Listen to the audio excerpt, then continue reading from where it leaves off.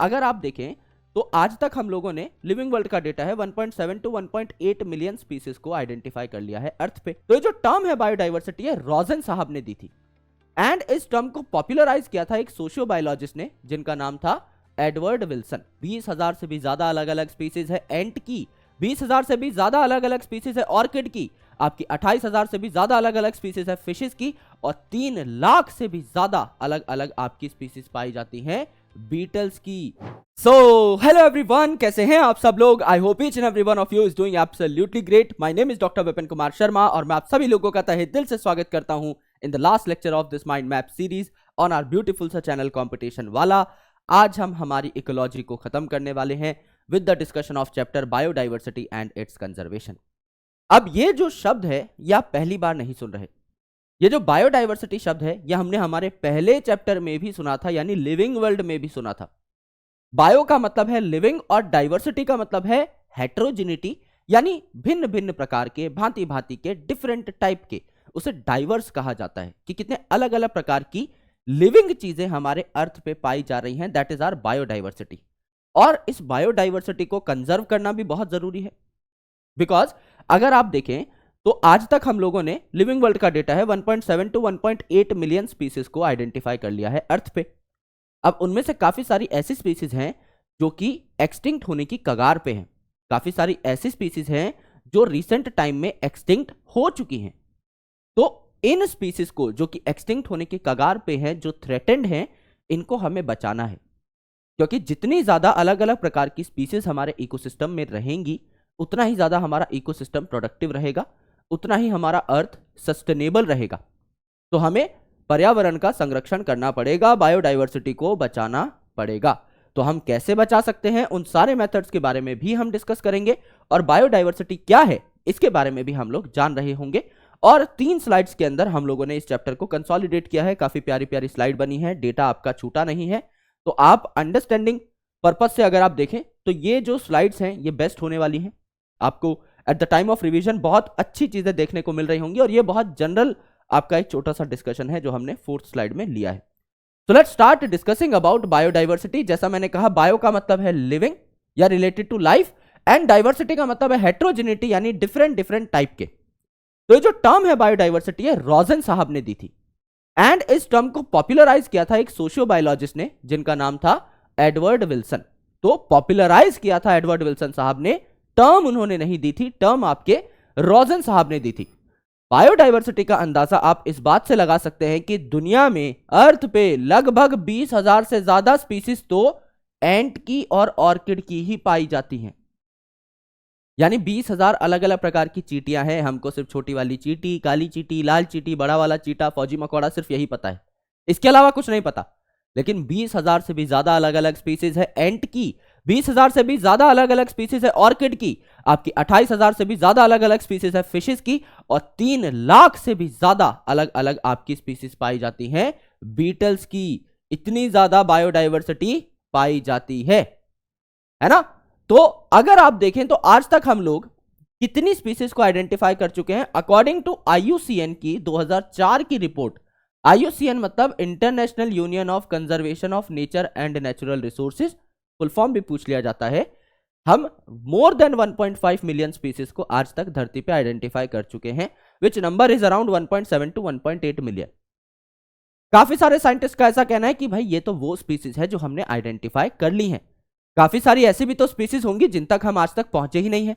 तो total number of species अर्थ पे लगभग 20 से 50 मिलियन होनी चाहिए, जिसमें से हम लोगों ने 1.5 मिलियन खोज ली है, ऐसा काफी सारे साइंटिस्ट का कहना है, जो कि एक्सट्रीम एस्टिमेट्स हैं। यानी इतना थोड़ी है भाई, इतने बेवकूफ थोड़ी है हम लोग, ये 50 मिलियन में से सिर्फ 1.5 मिलियन खोज पाए हैं, यानी 3% ही खोज पाए हैं हम लोग। ये तो तौहीन हो गई हमारी, ये तो बेइज्जती हो गई भाई बहुत ज्यादा। तो वहां पर एक मसीहा है जिनका नाम था रॉबर्ट मे। रॉबर्ट मे साहब ने बोला नहीं यार, 50 मिलियन स्पीसीज नहीं है, 7 मिलियन के आसपास स्पीसीज मान सकते हैं। और ह्यूमंस ने आज तक अर्थ पे 22% के आसपास, यानी 1.5 मिलियन के आसपास स्पीसीज खोज ली हैं। तो still it is a considerable number. यार कोई तो हमें बोल रहा है यार तुम्हारे सिर्फ 3% मार्क्स आए हैं, और कोई बोल रहा है नहीं यार 22% मार्क्स आए हैं, है ना? और पासिंग मार्क्स सिर्फ 10% थे लेट से, तो आप पास हो गए ना एक बहुत बड़ी मार्जिन से। क्योंकि इस दुनिया में इतनी कॉम्प्लेक्सिटीज हैं, इतने अलग अलग प्रकार के जीव जंतु हैं, सबको खोज पाना वैसे ही असंभव है।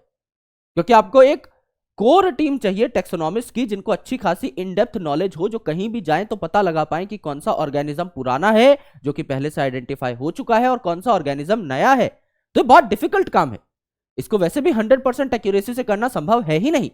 तो रॉबर्ट मे साहब के हिसाब से हम लोग 22% भी खोज चुके हैं, तो भी एक सही नंबर है भाई, बढ़िया नंबर है। यानी हम लगभग 22% यानी 1/5 ऑफ टोटल स्पीसीज खोज चुके हैं। इससे 5 गुना स्पीसीज मानी जा सकती हैं कि धरती के ऊपर हैं, है ना।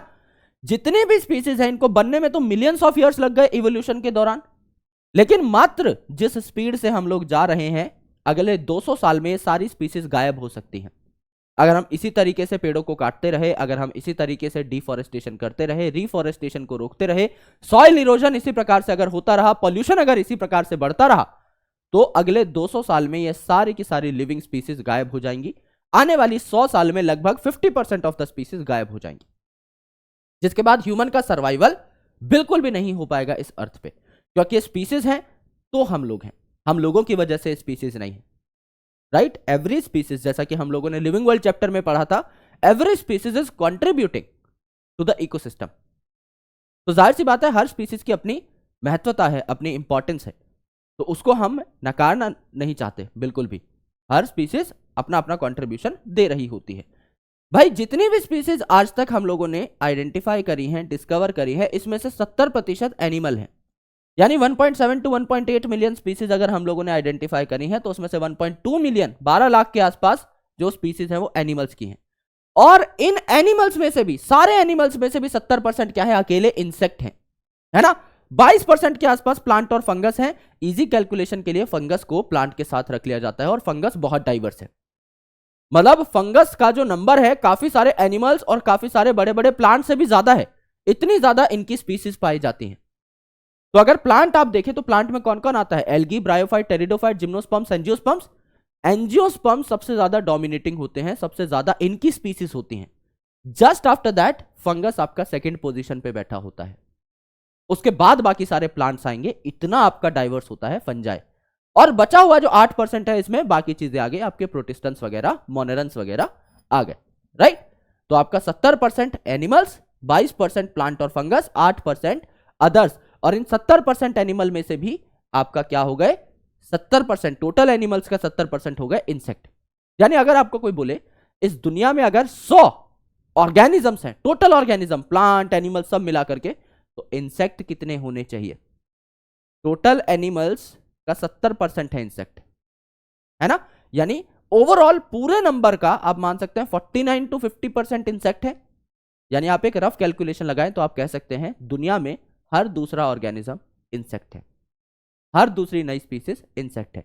इसीलिए जब भी आप किसी नए जंगल में जाते हैं और आपको एक आइडिया लगाना है कि वहां कितनी स्पीसीज होंगी, तो आप इंसेक्ट्स को काउंट करते हैं, because it will make your work far more easy. क्योंकि आप क्या करते हैं, एक रिलेटिव मेथड का इस्तेमाल करते हैं।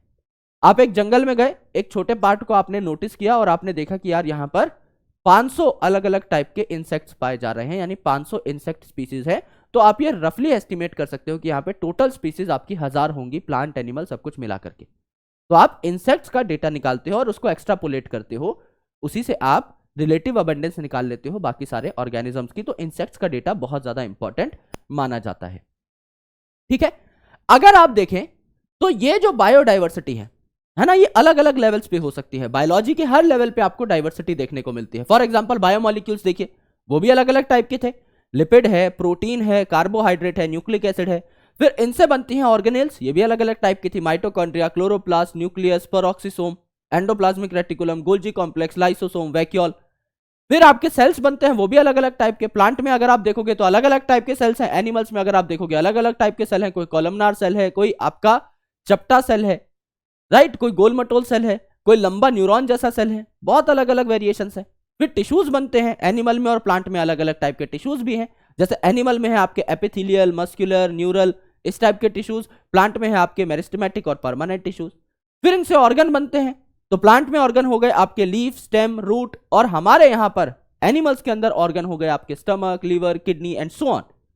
उसके बाद आपका और हायर लेवल पे अलग अलग प्रकार के ऑर्गेनिजम्स होते हैं, अलग अलग प्रकार की पॉपुलेशंस होती हैं, अलग अलग प्रकार के बायोम्स तक होते हैं। कहीं डेजर्ट है, कहीं रेन फॉरेस्ट है। तो बायोलॉजी में आप बायोमॉलिक्यूल से लेकर के आगे तक कितना भी चले जाएं, हर लेवल पे आपको हेट्रोजेनिटी या डाइवर्सिटी देखने को मिलती है। लेकिन 3 लेवल की डाइवर्सिटी सबसे इंपॉर्टेंट है। पहली डाइवर्सिटी है जेनेटिक डाइवर्सिटी। नाम में ही क्या आ गया, जेनेटिक डाइवर्सिटी, मतलब एक ही ऑर्गेनिज्म है, उसमें जेनेटिक डिफरेंसेस हैं। तो इसका सबसे क्लासिकल एग्जांपल है रोवोल्फिया। रोवोल्फिया आपका हिमालयन रेंजेस पे, हिमालयन पहाड़ियों पे पाया जाता है और ये अपने अंदर एक केमिकल को अक्यूमुलेट कर लेता है जिसका नाम है रेजरपाइन। और ये जो रेजरपाइन केमिकल है ये हाई बीपी और हाइपरटेंशन को क्योर करने में हेल्प करता है। तो जैसे जैसे आप पहाड़ी के ऊपर चढ़ते जाएंगे, हाई एल्टीट्यूड पर पहुंचेंगे, किसी भी रोवोल्फिया प्लांट की रेजरपाइन को कंटेन करने की कैपेसिटी भी बढ़ती है। और नीचे अगर आप हैं तो आपको वहां के रोवोल्फिया प्लांट्स में कम रेजरपाइन मिलेगा। तो ये जेनेटिक डिफरेंसेस की वजह से हो रहा है। सिमिलरली आम की अलग अलग आपकी स्पीसीज है, अलग अलग प्रजाति के आम आते हैं। हाफूस आम आता है, लंगड़ा आम आता है, अल्फोंसो आम आता है ना, तोतिया आम आता है ना, तोते जैसी चोंच होती है, उसकी थोड़ी सी पॉइंटेड होती है। अलग अलग प्रकार के आम है, सबका कैरेक्टरिस्टिक टेस्ट है, सबका अलग अलग फ्लेवर है, सब दिखने में अलग अलग है, आप देख के पहचान सकते हो कौन सा आम क्या है। तो यहां पर भी तो है, तो आम ही, पेरेंट तो आम ही है, लेकिन वेरिएशंस आ गई ना, थोड़ी थोड़ी वेरिएशंस की वजह से अलग अलग आपको डिफरेंसेस देखने को मिले। सिमिलरली चावल के भी खूब सारे आपके स्ट्रेन्स हैं। तो चावल के, राइस के 50,000 से भी ज्यादा स्ट्रेन्स हैं, आपके मैंगो की 1000 से भी ज्यादा आपकी वैरायटीज है, ये आपको देखने को मिलती हैं। तो ये क्या है, एक ही ऑर्गेनिज्म में जेनेटिक चेंजेस आए हैं, तो it is genetic diversity. Species diversity मतलब स्पीसीज की कितनी डाइवर्सिटी मिल रही है किसी जगह पर। तो अगर आप वेस्टर्न घाट देखें तो यहां पर ज्यादा एम्फीबियन डाइवर्सिटी मिलती है ना, ईस्टर्न घाट के कंपैरिजन में। तो वेस्टर्न घाट में ज्यादा एम्फीबियन, तो ज्यादा एम्फीबियन डाइवर्सिटी, ज्यादा एम्फीबियन की स्पीसीज। और तीसरा है इकोलॉजिकल डाइवर्सिटी, यानी अब आप इकोसिस्टम लेवल पे सोच रहे हो, है ना। तो अगर आप इंडिया को देखो तो इंडिया जो कंट्री है, हमारा जो देश भारत है, यहां पे अलग अलग प्रकार के बायोम्स है। आप राजस्थान में चले जाइए, आपको डेजर्ट भी देखने को मिलेगा। आप मेघालय चले जाइए, आपको फॉरेस्ट भी देखने को मिलेगा। आप कश्मीर चले जाइए, आपको स्नोफॉल भी देखने को मिल जाएगी, right. There is literally everything. But कोई स्कैंडिनेवियन कंट्री है जैसे कि नॉर्वे, स्कैंडिनेवियन कंट्री मतलब एक रीजन है स्कैंडिनेविया, उसमें थोड़ी बहुत कंट्रीज हैं, जैसे स्वीडन है, नॉर्वे है, डेनमार्क है, राइट। तो इन कंट्रीज में बहुत ज्यादा डाइवर्सिटी नहीं है, एक जैसा ही तापमान होता है, तो बहुत ज्यादा यहां पर बायोम्स नहीं पाए जाते, एक जैसी ही पूरी की पूरी कंट्री है। तो हमारे यहां आपकी इकोसिस्टम डाइवर्सिटी ज्यादा, नॉर्वे में काफी कम, वहां पे अलग अलग बायोम्स हैं ही नहीं। तो यह भी एक अच्छा खासा डिफरेंस हो गया। तो 3 लेवल पे आप देख सकते हो इस डाइवर्सिटी को। अगर आप देखें तो इंडिया पूरी दुनिया का सिर्फ 2.4% एरिया कवर करता है, लेकिन अगर आप देखें तो इस 2.4% एरिया में, यानी लगभग 2.5% एरिया में दुनिया की 8% के आसपास जितनी भी स्पीसीज है वो पाई जाती है। यानी एरिया कम है लेकिन डाइवर्सिटी खूब है। तो 2 into 4 हो गया 8 and 1 फॉर गुड लक। तो आप 8.1% बायोडाइवर्सिटी कंटेन करते हैं। और भारत में सिंस इतनी बायोडाइवर्सिटी है तो पूरे देश की, पूरे दुनिया की सॉरी, जितनी भी मेगा डाइवर्सिटी कंट्रीज हैं उनमें भारत का भी नाम आता है, क्योंकि लगभग आप कह लीजिए 10% तो डाइवर्सिटी यहीं पर है। तो 12 जो मेगा बायोडाइवर्सिटी कंट्रीज हैं उनमें आपके भारत का भी नाम शुमार होता है। अब ये जो पाई चार्ट्स हैं दे आर वेरी इंपॉर्टेंट, क्योंकि यहां पर पता लगता है कि आपके कौन कौन से प्लांट, कौन से वर्टिब्रेट, कौन से इनवर्टिब्रेट सबसे ज्यादा पाए जाते हैं। तो यहां पर अगर आप ट्रिक देखें तो it will be oath MC, है ना। एक आदमी है जिसका नाम एमसी है, लेट्स से एमसी स्टैन है ना, और वो लेट्स से आगे चल के सीएम बन गए या कुछ भी बन गए, तो ओथ ले रहे हैं अपनी, है ना, एक शपथ ले रहे हैं। तो यहां पे आप देखिए इंसेक्ट तो सबसे ज्यादा होंगे ही भाई, दुनिया में जितने एनिमल हैं उसका 70% इंसेक्ट हैं, तो इनको हराना तो नामुमकिन है, तो इंसेक्ट तो अलग ही रख दो। उसके बाद आए आपके other animal groups, oath MC, मतलब उसके बाद आए मॉलस्क और क्रस्टेशियंस। 3 चीजें याद करनी है, इनवर्टिब्रेट्स में आपका सबसे ज्यादा इंसेक्ट, फिर अदर्स यानी इंसेक्ट, मॉलस्क और क्रस्टेशियन को छोड़ के बाकी सारी दुनियादारी, और आपका फिर आया एमसी यानी आपका मॉलस्क और क्रस्टेशियन, यह है इनवर्टिब्रेट्स का। अगर आप वर्टिब्रेट्स का देखें तो एक राम नाम का लड़का है जो कि क्या चला रहा है, फेसबुक चला रहा है। तो क्या हो जाएगा, एफ बी राम। तो आपका एफ मतलब फिशेस सबसे ज्यादा, बी मतलब बर्ड सेकंड नंबर पे, फिर आपका रेप्टाइल, फिर आपका आ जाएगा यहां पर एम्फीबियंस, और फिर आपका आ जाएगा mammals, F B R A M, F B Ram. अगर आप प्लांट्स की बात करें तो अभी मैंने बताया सबसे ज्यादा डोमिनेटिंग कौन है, एंजियोस्पर्म्स।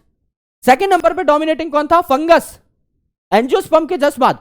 और उसके बाद बाकी सारे प्लांट्स आएंगे। तो एंजियोस्पर्म 1, फंगस 2, ये तो हमें क्लैरिटी है। उसके बाद आता है अ मोस्ट फेमस लाइकन, है ना, अ मोस्ट फेमस लाइकन यानी ए फॉर एल्गी तीसरे नंबर पे, मोस्ट यानी मॉस आपका चौथे नंबर पे, फेमस यानी फर्न्स एंड अलीज यानी फर्न्स और उनसे मिलते जुलते उनके साथी, है ना, और आपका लाइकन चौथे नंबर पे। A for algae, M for moss, famous that is fern and lichen मतलब lichen itself. A most famous lichen, सबसे पहले एंजियोस्पर्म, फिर उसके बाद आपका फंगस, फिर अ मोस्ट फेमस लाइकन यानी algae, moss, fern and lichen. ये आपका कंप्लीट सीक्वेंस हो गया। तो यहां पर ओथ एमसी यानी सबसे ज्यादा इंसेक्ट्स, उसके बाद अदर इंसेक्ट ग्रुप्स या फिर अदर एनिमल ग्रुप्स, उसके बाद मोलस्क एंड देन क्रस्टेशियन, यहां पर एफ बी राम, और यहां पर सबसे पहले एंजियोस्पर्म, फिर फंगस, फिर अ मोस्ट फेमस लाइकन यानी algae, mosses, ferns and lichen respectively. ये आपके पाई चार्ट हो गए। सवाल आपका यहां से आएगा, सवाल आपका यहां से आएगा। अभी तक हमने जो स्लाइड पढ़ी उसमें सवाल वहां से आएगा। अब अगर आप देखें तो बायोडायवर्सिटी का डिस्ट्रीब्यूशन यूनिफॉर्म नहीं है। मतलब हमारे देश में जितनी बायोडायवर्सिटी मिलती है इतनी बायोडायवर्सिटी नॉर्वे में क्यों नहीं मिल रही? बिकॉज कुछ तो डिफरेंस होगा। हमारी कंट्री जो है, भारत जो है, ये इक्वेटर जो है उसके काफी पास है। इक्वेटर हमारे देश के काफी सारे स्टेट से पास होता है। अगर आप देखें तो ये अर्थ है और यहां पर लेट से आपका सन है, तो सन की रोशनी इक्वेटर पे सबसे ज्यादा पड़ रही होती है और पोल पे सबसे कम। तो जब आप इक्वेटर से पोल की तरफ जाते हो तो सन की एनर्जी कम होती हुई चली जाती है। तो इक्वेटर वाले जो रीजन्स हैं यहां पे ज्यादा सोलर इनपुट आ रहा है, तो यहां के प्लांट ज्यादा फोटोसिंथेसिस कर पाएंगे। ज्यादा फोटोसिंथेसिस कर पाएंगे तो उन प्लांट्स को खाने ज्यादा हर्बीवोर्स आएंगे। उन हर्बीवोर्स को मोटा होता हुआ देख करके ज्यादा कार्निवोर्स खाने आएंगे उनको। एंड जब इनकी डेथ होगी तो ज्यादा डिकम्पोजर्स भी यहीं पर रहना प्रेफर करेंगे। यानी एक पूरा का पूरा फुल फ्लेजेड सस्टेनेबल इकोसिस्टम यहां पर डेवलप हो जाएगा। और यही तो हमारी डिमांड थी। इसीलिए आपका इक्वेटर वाले जो रीजन होते हैं यहां ज्यादा बायोडायवर्सिटी देखने को मिलती है। जैसे जैसे आप पोल की तरफ जाएंगे, चाहे नॉर्थ पोल की तरफ जाएं चाहे साउथ पोल की तरफ जाएं, दिक्कतें होना शुरू हो जाती हैं, राइट। तो ट्रॉपिकल रीजन है ये, है ना, आपका इक्वेटर के पास। और आगे जब आप जाते जाएंगे तो टेम्परेट रीजन आ जाएगा। टेम्परेट का मतलब हायर टेम्परेचर नहीं है, टेम्परेट का मतलब कम टेम्परेचर है। तो ट्रॉपिकल रीजन पे हायर टेम्परेचर होता है, हम ट्रॉपिकल रीजन में रहते हैं। और टेम्परेट रीजन आपके पोल की साइड जब आप जाएंगे तो तापमान कम होता हुआ चला जाता है, ठिठुरता हुआ चला जाता है, करेक्ट। तो अगर आप देखें तो कोई टेम्परेट फॉरेस्ट है, वहां आपकी कम स्पीसीज मिलेंगी, क्योंकि वहां पर एक तो सोलर इनपुट बहुत ज्यादा नहीं आ रहा, सन की रेडिएशंस बहुत नहीं पहुंच रहे, और वहां पर आपका वो जो इलाके हैं वो ज्यादा सीजनल होते हैं। यानी कुछ भी हो सकता है भाई, वहां पर ग्लेशियर पिघल गया, जो बना था सब खत्म हो गया, सारी की सारी स्पीसीज जो बनना शुरू हुई थी सब खत्म हो गई, है ना। तो वो क्या होते हैं, आपके वहां पे वातावरण बदलता रहता है और बहुत ड्रास्टिकली बदलता है। हमारे यहां पर वातावरण कांस्टेंट है। हमें पता है यार दिसंबर में सर्दी पड़ती है, हमें पता है मई में गर्मी पड़ती है, we are very much aware of this, because हमारे सीजन्स फिक्स हैं।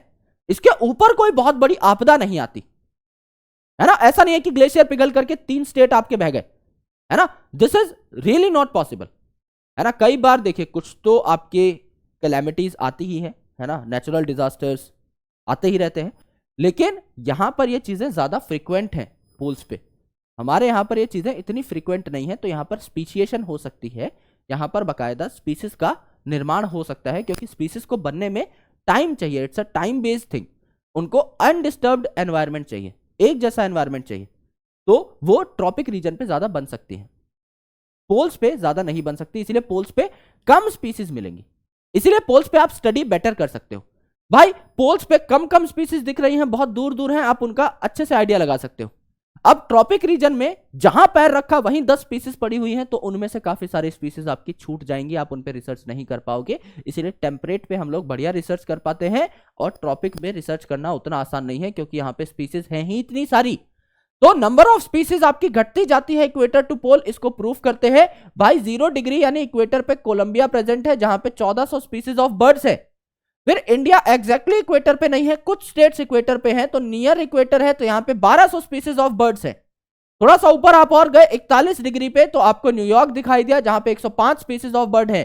1400 से 1200 हुई और फिर 105 हो गई, और 71 डिग्री पे आपका ग्रीनलैंड है जहां पे सिर्फ 56 स्पीसीज ऑफ बर्ड्स हैं। यानी जैसे ही आप इक्वेटर से चले पोल की तरफ पहुंचे तो 1400 से जो नंबर है आपका बर्ड्स का, जो स्पीसीज है, इसका नंबर मात्र 50 के आसपास रह गया है। यानी बहुत ज्यादा डिक्लाइन यहां पर आपको देखने को मिला है ना। क्यों हुआ ऐसा कि इक्वेटर पे अच्छी खासी प्रोडक्टिविटी आई? क्योंकि भाई यहां पर रिलेटिव अनडिस्टर्ब्ड एटमॉस्फेयर है ना। तो ये आपका अनडिस्टर्ब्ड एटमॉस्फेयर स्पीशिएशन में हेल्प करता है, नई स्पीसीज यहां पर बनती रहेंगी तो स्पीसीज का नंबर और बढ़ता रहेगा। क्योंकि ये जो इक्वेटर है यहां पर ऐसा नहीं है कि कभी भी ग्लेशियर पिघल गया, कभी भी कुछ भी हो गया, राइट। रिलेटिवली अनडिस्टर्ब्ड है। ये लेस सीजनल है। लेस सीजनल मतलब सर सीजन तो आते हैं, हम सीजन का मतलब यहां गर्मी सर्दी बरसात ये नहीं कह रहे। लेस सीजनल मतलब यहां पर जो सीजन्स हैं वो फिक्स्ड है, कुछ आउट ऑफ द बॉक्स नहीं आता, आउट ऑफ द सिलेबस चीज नहीं होती कभी, है ना। तो यहां पर आपका एकदम ड्रास्टिक ऐसा नहीं है कि आपकी सर्दी पड़ रही थी कल तक और आज 50 डिग्री तापमान हो गया, ऐसा नहीं है। एक रेंज है, उसी रेंज के बीच में हम लोग झूलते रहते हैं, तो स्पीसीज को उस रेंज की आदत होती है। स्पीसीज ऐसा नहीं कहती कि हाँ भाई 20 डिग्री तापमान पे ही स्पीशिएशन होगा, 25 पे नहीं होगा, ऐसा नहीं। एक नैरो रेंज है जिसको हम लोग टॉलरेट करते हैं। गर्मी है तो स्पीसीज को पता है भाई मैं एक ऐसे इलाके में रहती हूं जहां पे 40 डिग्री तापमान पड़ता है ना, 41, 42, 43, 45 हो सकता है। सर्दियों में आपका 5 डिग्री, 6 डिग्री, 2 डिग्री, 3 डिग्री हो सकता है। This is the range. अब ऐसा नहीं है कि एकदम बर्फ पड़ गई भाई, हम दिल्ली में खड़े हैं पूरी भाई बर्फ पड़ गई, -5 डिग्री तापमान हो गया, -10 डिग्री तापमान हो गया, या तापमान 70 डिग्री हो गया। This is not possible, right. तो इतने ड्रास्टिक चेंज नहीं होते, तो this is comparatively less seasonal, है ना। यहां पे तो आपकी 6-6 महीना बर्फ पड़ी हुई है ना, उसके बाद अचानक से ग्लेशियर पिघल जाएगा, अचानक से पानी आ जाएगा बर्फ की जगह पर, है ना। सोलर इनपुट ज्यादा है क्योंकि सूरज की रोशनी सीधा पड़ती है इक्वेटर पे, और यहां पर पोल्स पे आपकी सूरज की रोशनी कम पड़ रही होती है। तो ये वो रीजंस हैं जिन वजह से आपकी प्रोडक्टिविटी ज्यादा है इक्वेटर के आसपास। अगर आप देखें तो इंपॉर्टेंस ऑफ बायोडाइवर्सिटी क्या है ना, इसके लिए आपके कुछ एक्सपेरिमेंट्स हमको समझने होंगे। तो पहला जो आपका एक्सपेरिमेंट है यह है स्पीसीज एरिया रिलेशनशिप, जो अलेक्जेंडर वॉन हम्बोल्ट साहब ने किया। स्पीसीज एरिया रिलेशनशिप यानी नाम से ही पता लग रहा है, तो बहुत ज्यादा डिटेल जो हमें निकालनी है इस टॉपिक की वो इसके नाम से ही निकालनी है। स्पीसीज एरिया रिलेशनशिप मतलब जैसे जैसे आप एरिया बढ़ाते हो नंबर ऑफ स्पीसीज भी बढ़ती है, लेकिन अप टू अ लेवल। समझ लीजिए आप एक जंगल में जा रहे हो, एक जंगल जो है वो 10 किलोमीटर स्क्वायर एरिया का है, छोटा जंगल है, ठीक है। आप 2 किलोमीटर स्क्वायर एरिया को अगर छान रहे हो, उसमें खोज कर रहे हो, तो नंबर ऑफ स्पीसीज अच्छी खासी मिली, यस सर। 4 किलोमीटर स्क्वायर में गए और अच्छी खासी मिली, yes sir, number of species बढ़ गया है। 6 किलोमीटर स्क्वायर में गए, yes sir, number of species और बढ़ा है। 8 किलोमीटर स्क्वायर में गए और बढ़ा है सर। 10 किलोमीटर स्क्वायर में गए और बढ़ा है सर। अब जंगल हो गया खत्म। अब इसके बाद आगे मैदान में जाओगे, रेगिस्तान में जाओगे, तो उस मात्रा में स्पीसीज नहीं बढ़ रही होंगी जितनी पहले बढ़ रही थी। और पहले भी ऐसे कांस्टेंट नहीं बढ़ रही थी भाई, पहले भी आपकी धीरे धीरे कम होती जा रही थी। इसलिए रेक्टेंगुलर हाइपरबोला आता है कर्व। भाई एक जंगल है, आपने सेंटर पे रिसर्च करना शुरू किया तो आपको काफी सारी स्पीसीज मिली। अब जब आप एरिया बढ़ाओगे तो वही स्पीसीज रिपीट भी तो होंगी ना उस जंगल में, नई स्पीसीज आपकी पहले से कम मिल रही होंगी। फिर आप और एरिया बढ़ाओगे, नई स्पीसीज और कम मिल रही होंगी, धीरे धीरे एकदम कम हो जाती हैं, तो बहुत चुनिंदा स्पीसीज आपको मिलने लग जाती हैं। तो पहले स्पीसीज मिली एकदम धांसू ज्यादा, फिर आपकी थोड़ी सी स्टेगनेंट हुई, फिर आपकी और स्टैटिक हो गई। अब ये जो कर्व है दिस इज रेक्टेंगुलर हाइपरबोला, इसे स्पीसीज एरिया कर्व कहा जाता है। तो स्पीसीज है, एरिया है ना। ये सी क्या है भैया, वाई इंटरसेप्ट है, वाई एक्सिस पे। और आप जेड क्या कह रहे हो यहां पर, जेड है आपका रेग्रेशन कोफिशिएंट, यानी रेग्रेशन मतलब रेग्रेस होना, यानी रोकना, रेजिस्टेंट बनाना, है ना। तो आप स्पीसीज बढ़ा रहे थे, फिर रेग्रेशन कोफिशिएंट की मात्रा बढ़ेगी ना तो स्पीसीज कम बढ़ रही होंगी। रेग्रेशन हो रहा है, कोई चीज रोक रही है आपको, तो स्पीसीज को बढ़ने से रेग्रेशन कोफिशिएंट रोक रहा है। जितना एरिया बड़ा करते जाओगे रेग्रेशन कोफिशिएंट बड़ा होता जाएगा। तो नंबर ऑफ स्पीसीज जो इंक्रीज हो रही थी ये अब उस मात्रा में इंक्रीज नहीं होंगी जैसा आपको पहले देखने को मिल रहा था। तो अब ये रेक्टेंगुलर हाइपरबोलिक कर्व है। अगर मैं बोलूं भैया इतने एरिया में और इतने एरिया में कितनी स्पीसीज बढ़ी जरा बताना, तो आप बता ही नहीं पाओगे। यहां तो ये सेम सी वैल्यू दिखाई दे रही है। लेकिन अगर मैं स्ट्रेट लाइन पे बोलूं कि भाई इतने एरिया में और इतने एरिया में स्पीसीज का कितना फर्क आया, तो आप बता पाओगे स्ट्रेट लाइन में यहां पर, है ना। तो स्ट्रेट लाइन में कन्वर्ट करने का किसी भी ग्राफ को सिर्फ यही फायदा रहता है कि आप बेटर एनालिसिस लगा पाते हो, इसीलिए हम लोगों ने इस इक्वेशन को लॉग में कन्वर्ट कर लिया। तो s का क्या आ जाएगा लॉग s, c का क्या आ जाएगा लॉग c। अब c और a मल्टीप्लाई है तो इसके बीच में प्लस का साइन आ जाएगा, तो क्या हो जाएगा आपका z पावर में है, बाहर आ जाएगा z लॉग a, है ना। तो z क्या हो जाएगा स्लोप या रेग्रेशन कोफिशिएंट।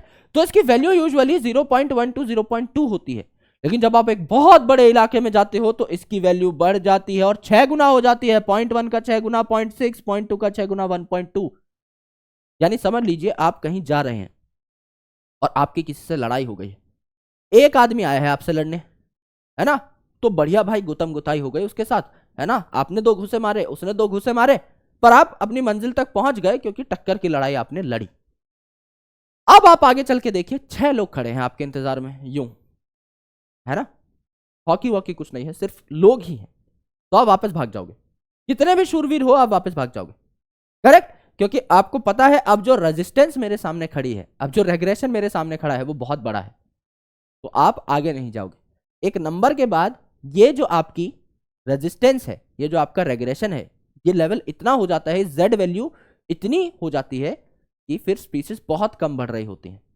पहले जब रेजिस्टेंस कम थी तो एरिया बढ़ रहा था तो स्पीसीज भी धड़ाधड़ बढ़ रही थी, अब ऐसा नहीं हो पाएगा।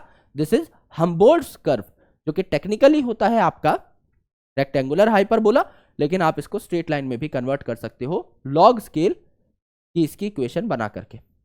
दूसरा जो इंपॉर्टेंट एक्सपेरिमेंट है डेविड टिलमैन साहब ने किया। टिलमैन साहब ने 2 प्लॉट्स लिए और उन प्लॉट्स में देखा कि भाई एक प्लॉट में ज्यादा स्पीसीज हैं, दूसरे प्लॉट में कम स्पीसीज हैं, तो ज्यादा प्रोडक्टिविटी किसमें आनी चाहिए, ज्यादा जिसमें स्पीसीज है उस प्लॉट में आनी चाहिए।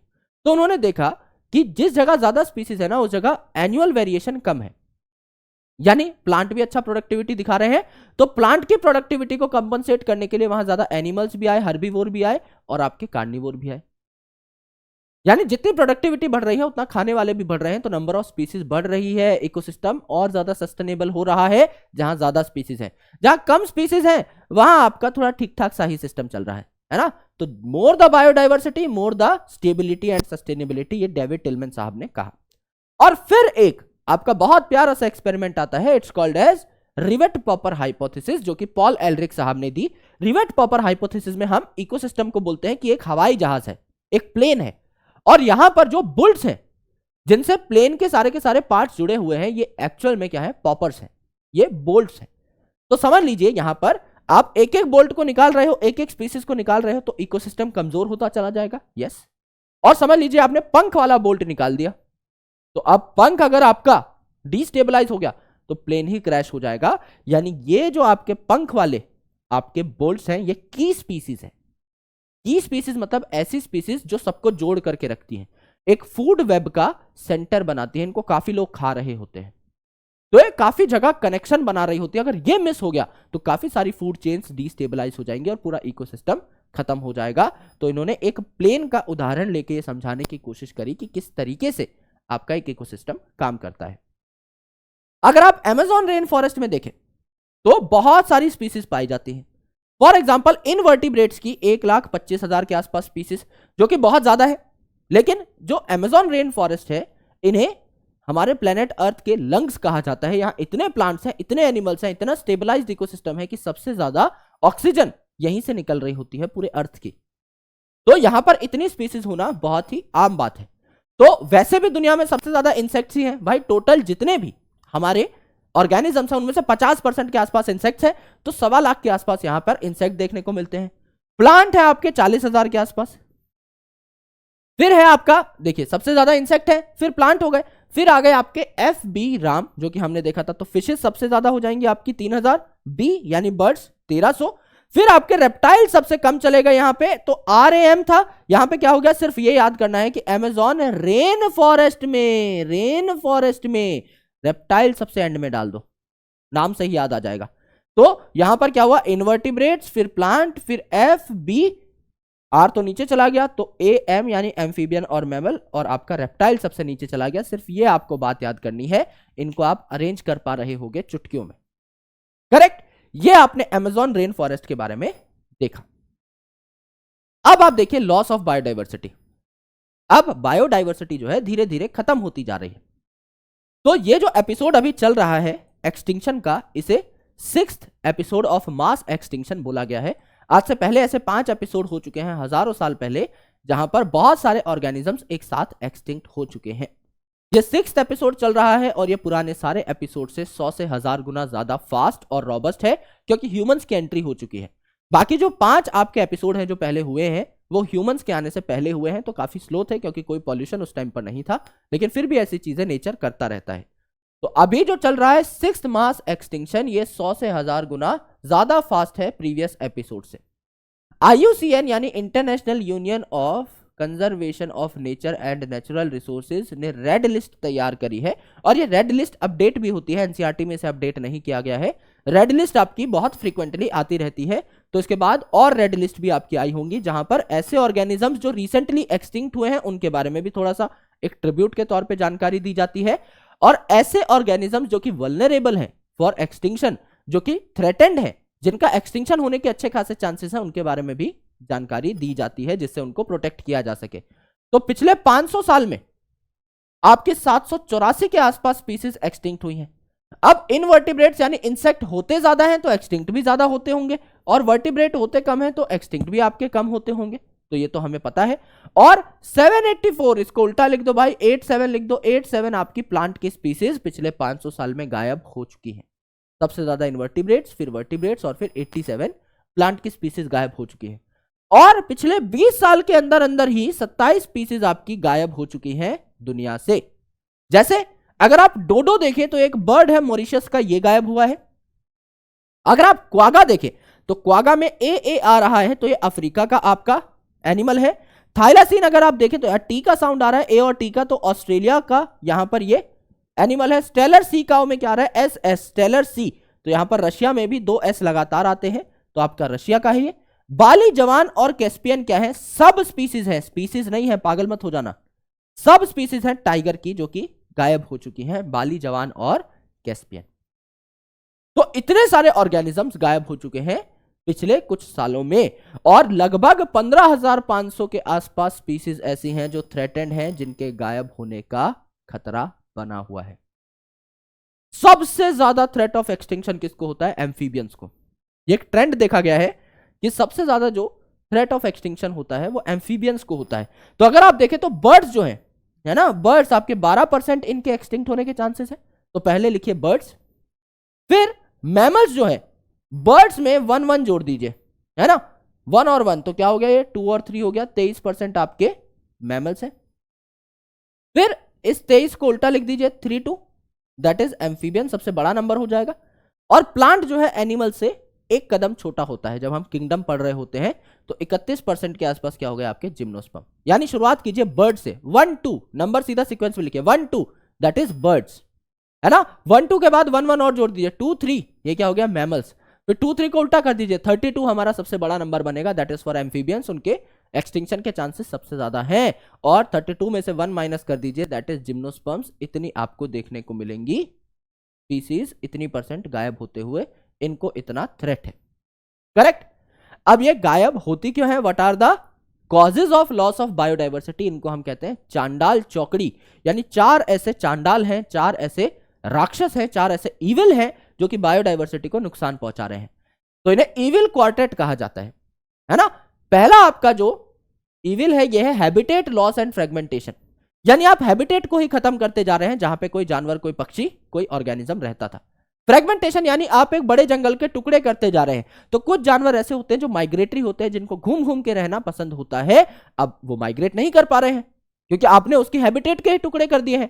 पहले अमेज़न रेन फॉरेस्ट जो था, ये आपका 14% अर्थ को कवर कर रहा था, पहले जो आपके फॉरेस्ट थे, है ना, अब आपके 6% कवर कर रहे हैं, 8% आपने हैबिटेट को ही चीर फाड़ दिया है। तो एनिमल्स को और बर्ड्स को जो कि माइग्रेटरी थे, इनको तो नुकसान होगा ना। तो जाहिर सी बात है, आप फॉरेस्ट को काटोगे तो ओवरऑल तो दिक्कत होगी। तो ये प्राइम रीजन है। दूसरा रीजन है ओवर एक्सप्लॉयटेशन, किसी चीज को इतना यूज करना कि वो चीज खत्म ही हो जाए।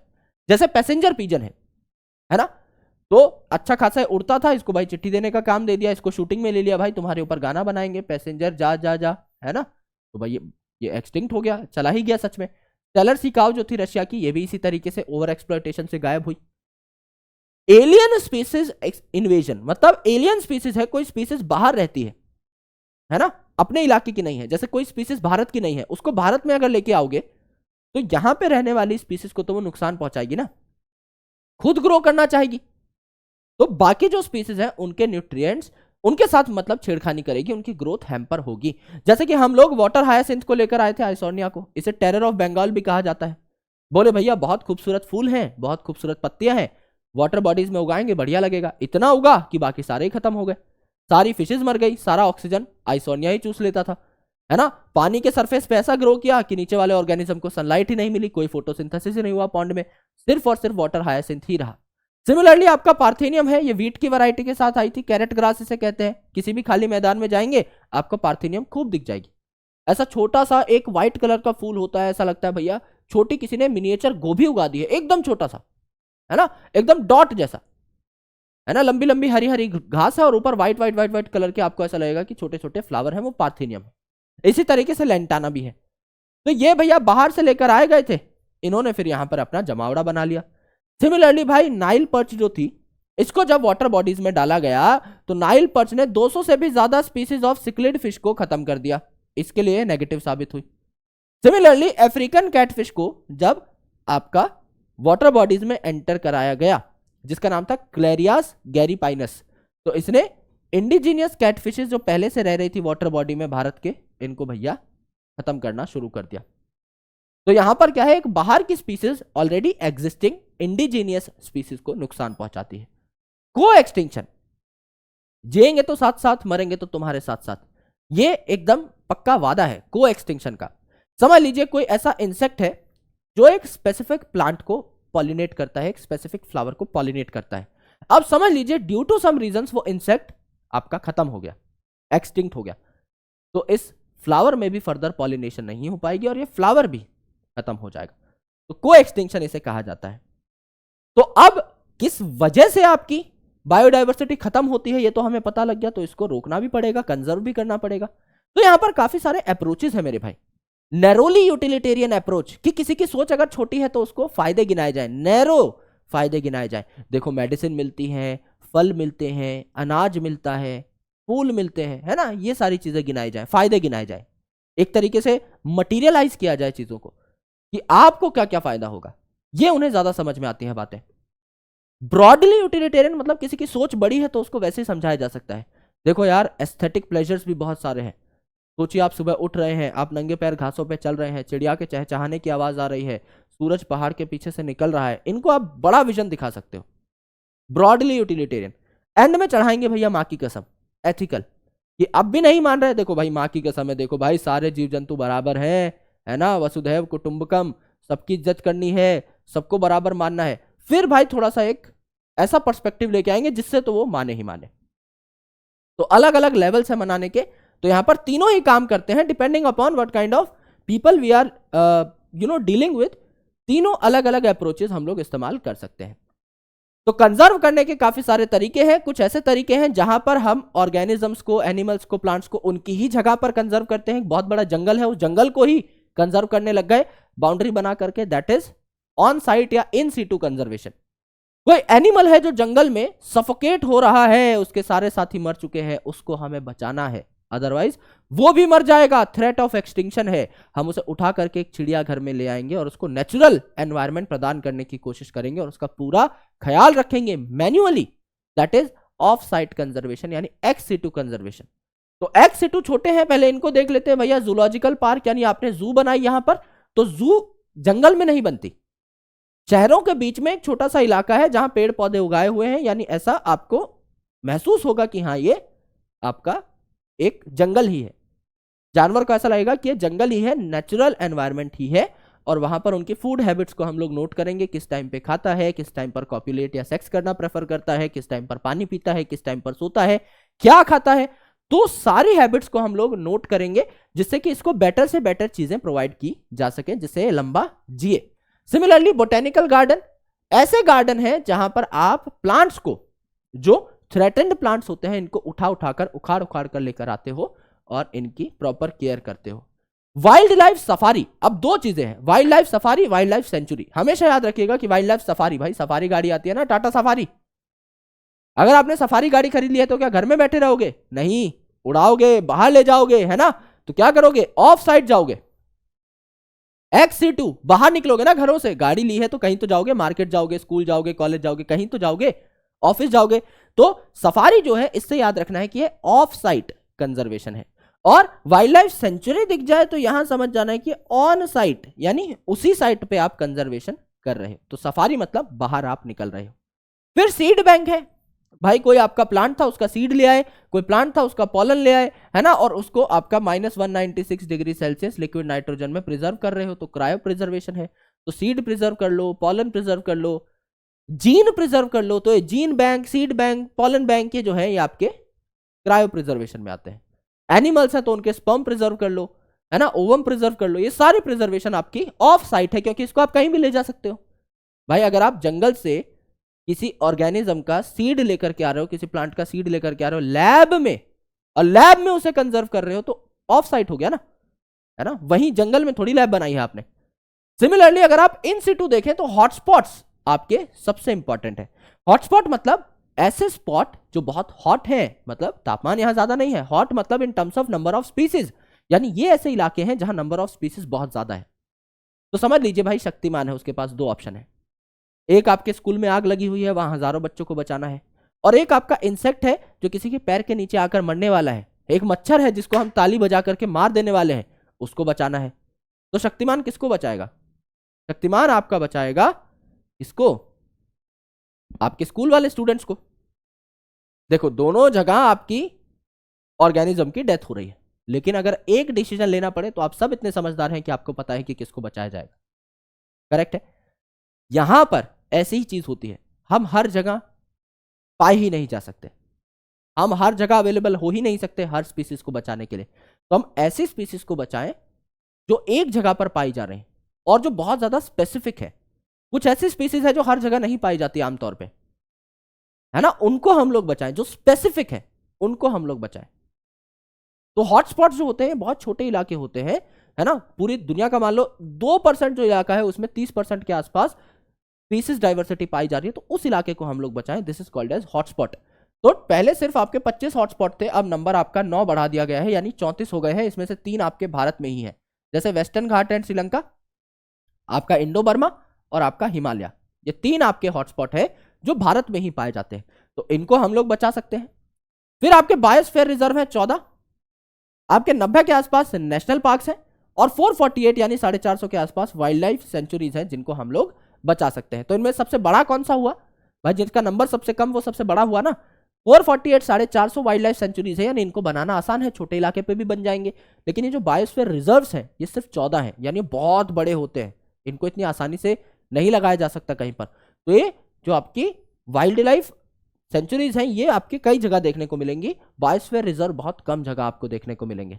यहां भी अलग अलग जोन बनाए जाते हैं। कोर जोन सेंटर पे जहां कोई ह्यूमन एक्टिविटी अलाउड नहीं होती, एक बफर जोन थोड़ा सा बाहर जहां पे लिमिटेड ह्यूमन एक्टिविटी अलाउड होती है, थोड़ी बहुत फोटोग्राफी आप कर सकते हो, थोड़ा बहुत आप आ सकते हो, चीजों को देख सकते हो, चीजों को हार्म नहीं कर सकते।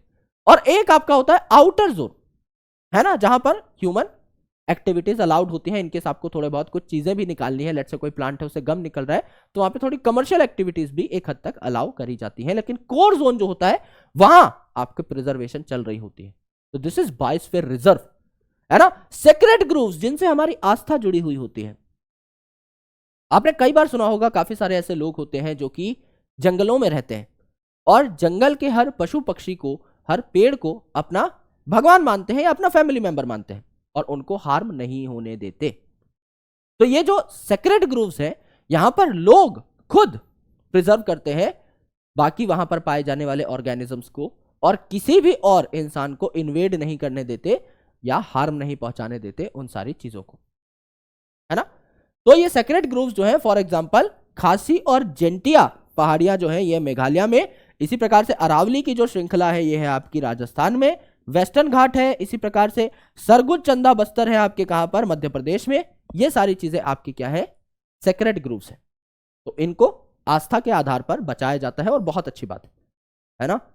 बल्कि मेरे काफी सारे दोस्त हैं जो कि बिश्नोई है, और उनके साथ बैठकर एक चीज जो मैंने सीखी और एक चीज जानी कि जेन्युइनली उनका जो दिल है वो नेचर से बहुत ज्यादा जुड़ा हुआ है, वो नेचर में अपनी माँ देखते हैं, और ये बहुत ही अच्छी चीज है ना। तो सेक्रेड ग्रूव्स जो है ये मुझे सबसे ज्यादा खास, सबसे ज्यादा स्पेशल लगता है, बिकॉज लोग यहाँ पर सच में बहुत बड़े बड़े स्टेप्स उठाते हैं टू कंजर्व द नेचर।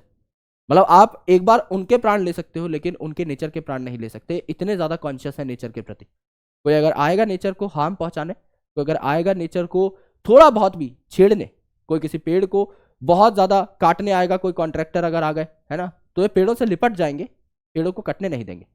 इस जानवर की हत्या होते हुए देख के इनको बहुत बुरा लगता है, और ये फिर बहुत रिटेलिएट करते हैं, जो कि एक बहुत अच्छी चीज है। तो नेचर के प्रति जो इन लोगों की आस्था है, जो श्रद्धा है, वो बहुत ज्यादा प्योर है ना, बहुत ज्यादा डिवाइन है। तो sacred groves is major thing जो कि यहां पर डिस्कशन हमें करनी चाहिए थी। आगे देखिए, अर्थ समिट हुआ था, मतलब ये 2 समिट हुए थे for the conservation of biodiversity. तो अर्थ समिट हुआ था आपका 1992 में, और वर्ल्ड समिट हुआ था 2002 में। तो आप ये देख लीजिए, ई अल्फाबेट पहले आता है डब्ल्यू से, तो आपका 1992 और आपका 2002 हो जाएगा। अर्थ समिट हुआ था रियो डी जेनेरो में, है ना, और वर्ल्ड समिट हुआ था आपका जोहान्सबर्ग में।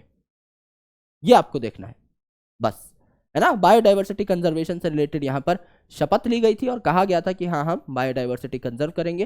हालांकि ये बात बहुत पुरानी हो चुकी है, और काफी सारी कंट्रीज ने ऐसा कहा था कि 2010 तक हम लोग बायोडाइवर्सिटी को कंजर्व करने के लिए काफी सारे इंपॉर्टेंट कदम उठा चुके होंगे, और आपको रिफ्लेक्शन भी देखने को मिल रहा होगा, आपको बकायदा एक बहुत अच्छी खासी उसकी झलक भी देखने को मिल रही होगी। हालांकि अभी तक ऐसा हुआ नहीं है, लेकिन काफी सारी चीजें हैं जिनके ऊपर काम किया जा रहा है। तो ऑब्वियसली हो सकता है आने वाले टाइम में हम लोग ज्यादा सजग बनेंगे, ज्यादा जागरूक बनेंगे, और अपने आसपास की चीजों को और बेहतर नजरिए से देखेंगे और उसे कंजर्व करने की भी कोशिश करेंगे।